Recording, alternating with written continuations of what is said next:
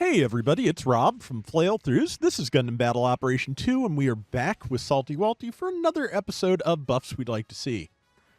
We're starting with the Gundam Mudrock, which is kind of an interesting case because it has been buffed somewhat recently. This one was like a pet project of Maelstrom's for a while because he really likes the suit. I do too.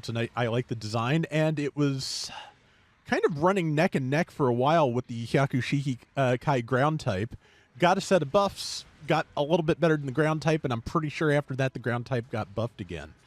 But yeah, this of course comes from Zeonic Front. It is a really decent support suit, but there is some room for improvement here, and especially in the range of I think damage output and a couple of options, and we're going to talk about that.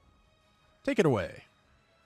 So the Mudrock starts at 450, goes all the way to 600. Problem is with this suit, its defenses don't go really high as it levels, and nor does the damage, sadly.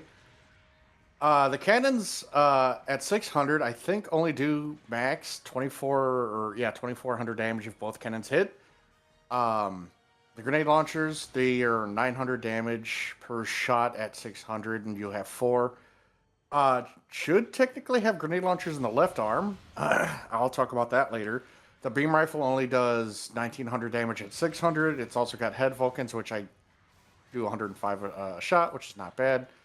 And then, of course, the beam saber, which is only 1900 damage at 600. But the suit does have balancers. So, again, suit's a little squishy. I don't think it has any buffers. But when we got into the call, I was saying it should have an armor skill. It shouldn't be Chobham, and it should not be wearable armor. Because I don't think it would classify as either of those. Because this is the completed Mudrock, and not the incomplete version. So this one does have additional armor on it. I just don't know what that armor skill would be called, so you guys can throw a name out. So I feel like it should be... should have like a my brain stopped working there. A combination of damage control and kind of like anti-beam coating up to until you hit like 85% max HP, and then that skill will level up as the suit levels up. I would like to see the cannons get a definite damage boost. And then, depending on your sources, it should also have beam cannon variants. But that's, I don't know about that one. What do you think about that, Rob? I don't think it's a bad idea to give it beam cannons as an option. Like we've talked about before, there are ways to link sub weapons to a primary weapon, so you'd have to probably give it an alternate weapon, which there are some options that it has used before. Apparently, from what Salty was looking up, it can use the standard Gundam beam rifle. Everything can or should be able to use the hyper bazooka, and actually, it apparently can use the Gundam hammer, but that just sounds kind of scary. So like back to the rifle situation. Mm-hmm. I feel like the damage, they don't have to touch the damage if they adjust the heat rate. So let me get close to Rob. It took 3 shots for me to get stunned. That needs to be changed to 3 or just to 2 shots. If you look on the side of his rifles, those little bumps, those are his energy condensers for the rifle. So I feel like, because that's what holds the energy for the rifle. Each one, if you look at the Gundam rifle, it can fire 16 shots. This is technically 16 by times 2, so it's 32 shots. I feel like its heat rate should be like actually ridiculously low, like insanely low, to mimic that situation. Kind of like how the Gundam, the Gunner Gundam beam sniper rifle was in GBO1. Yeah, and I don't think that would be particularly overbearing at the current damage and stun levels, and especially the rate of fire. Yeah. I think that would work Especially if you fine. keep it this rate of fire, I think Hmm. it would be fine. Yeah, Um, and like for like the left arm grenade launcher, it should either be combustion grenades or the ignite grenades, yeah. where it takes damage. What about you? What do you think? I think I would like to see it have incendiary or chain explosion. Whoa! I did not mean to hit you. That's not a problem. But yeah, that's another thing we were talking about beforehand. It uses the standard gym command shield, which means that it only has like what did you say 3,900 points worth of shield at level 4?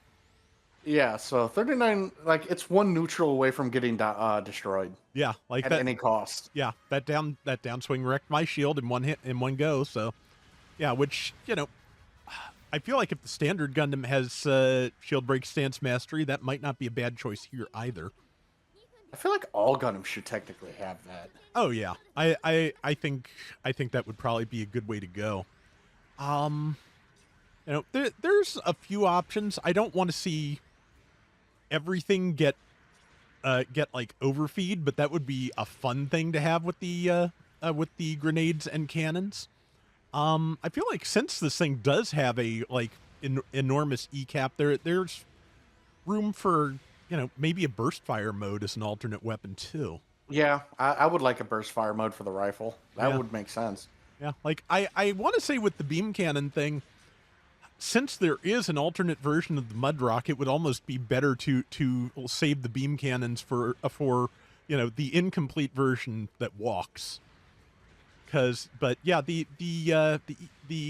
double ECAP thing is an interesting thing to bring up because I was looking at the in-game explanation, and it says basically the whole idea around this unit was to improve the viability of the Gundam once the beam rifle was depleted, because apparently that was a major problem for earlier models, which I guess makes sense. That's why, by Baoku, Amuro's carrying, a rifle, a couple of bazookas, anything else he can get his hands on. Yeah.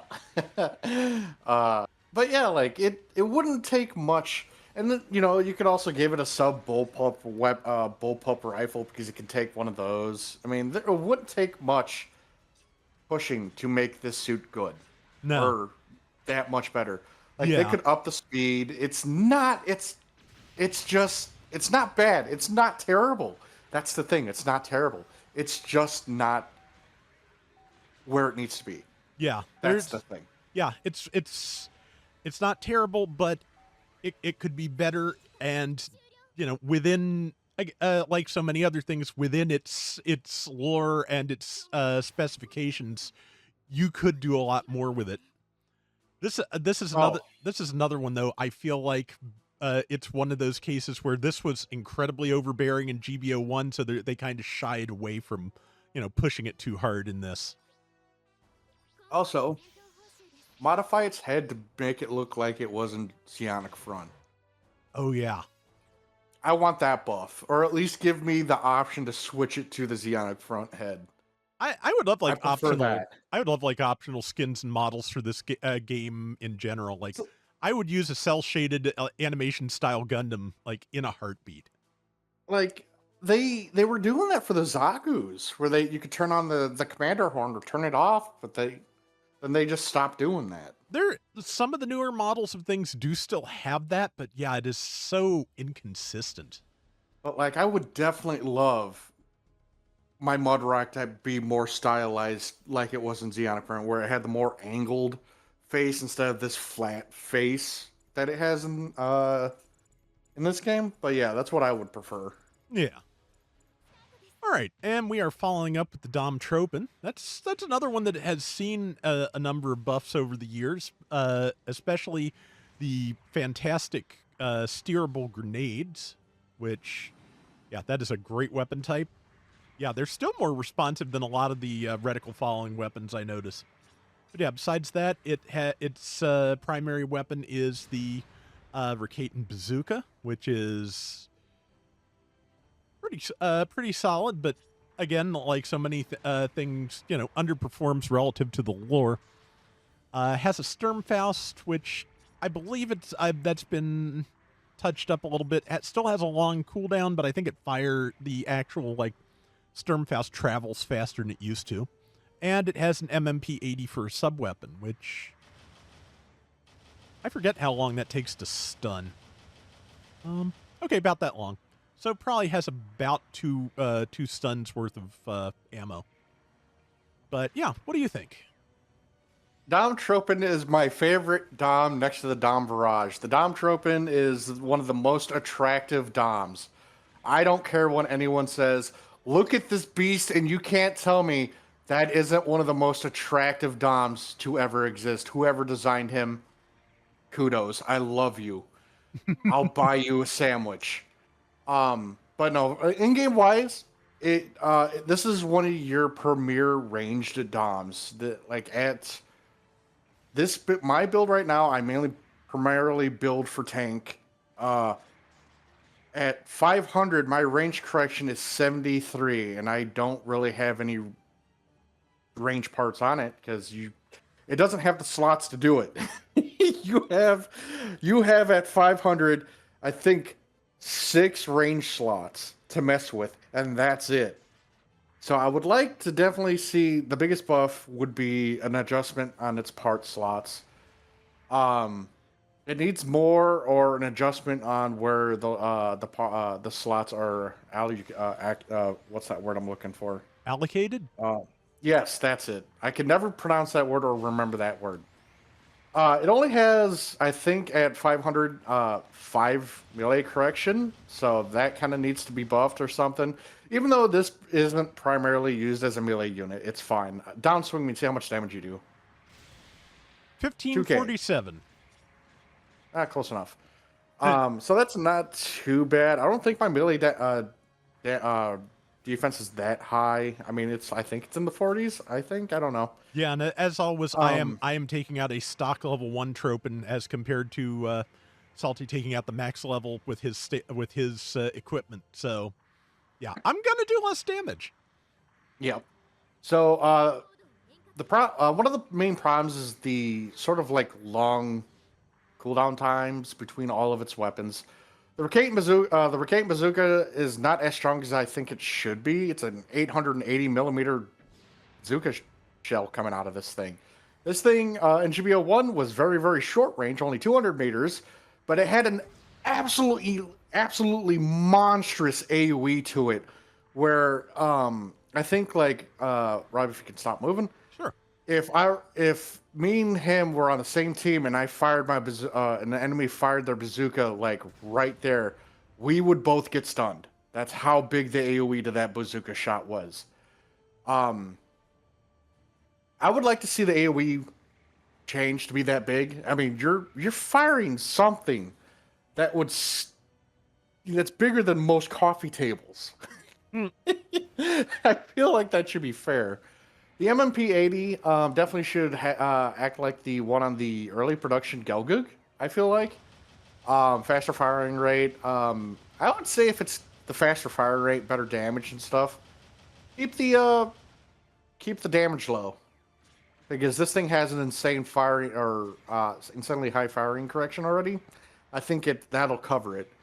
And then just reduce the time on the Sturmfaust reload down to 10 seconds. 15 seconds for any single shot weapon like this is too long. And the grenades, don't change the grenades. Yeah, grenades are great. Don't change the grenades. The grenades, they're already extremely strong. I think I'll hit Rob for like 3,000. Just under 3,000. That's insane. Mm-hmm.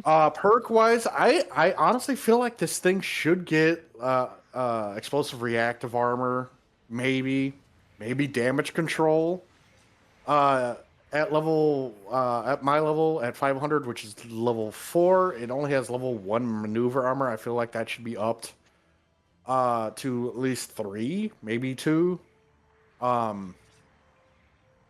And then pursuit. What's that skill called? Pursuit ranged. Whatever skill it is, when you get knocked down, you'll do more, or the target you're shooting gets knocked down. You do more range damage to that target. would be perfect on the Dom Tropen.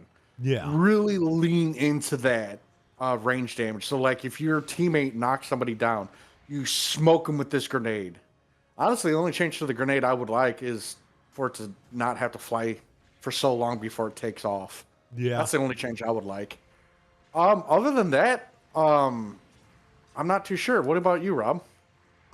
There's like various things I've been thinking about while we've been talking, just that I would like for the lore, but I think might make it overpowered. So there might be things that that are restricted to, say, higher level tropins. I feel like this would be a really good candidate for the mobile shooting skill. Like, just being able to use the Raketan bazooka on approach. It doesn't necessarily need that gameplay wise because you can use the grenades for that purpose to get in. But it just feels like some have it where we can throw the grenades while boosting. That could work too, yeah. But yeah, just I feel like it should be able to fire the bazooka while boosting. I feel like most DOMs should. But again, that just could cause some balance problems in the long run. The other thing we were talking about is you were saying you'd like a new counter based on some of the 0083 animation. Yeah. Oh. And the thing I was thinking about, I'd forgotten about the part you were talking about where just somebody got point blanked with the bazooka. But I was thinking about for the downswing, the scene that I always remember is just the Tropen just doing a drive-by with the heat saber and cutting somebody in half. Oh yeah, to the Zaku, yeah. Yeah, like change the downswing so that it has that. Just a charging downswing where it is, where it is holding the saber out to the side. I think the fact that it would be just a very specific animation and would take some adapting would probably, keep it from being too overpowered. But I would just like to see that, because that would be a really just nice touch from the animation, and just you could just come up with some really very mobile combos using that. I think it would be great. Yeah. I would actually have that downswing do multi-hits, like at least 3 ticks. Mm-hmm. You know what I'm saying? And just let it do as you drag the sword across. I think that would be a nice, really, really cool buff. But like, chat, what we're talking about for the counter I want is the scene where the power gym scoped in with the bazooka. What's that kid's name? The eventual Gym Cannon 2 pilot? The annoying kid. Keith. Yeah, Keith.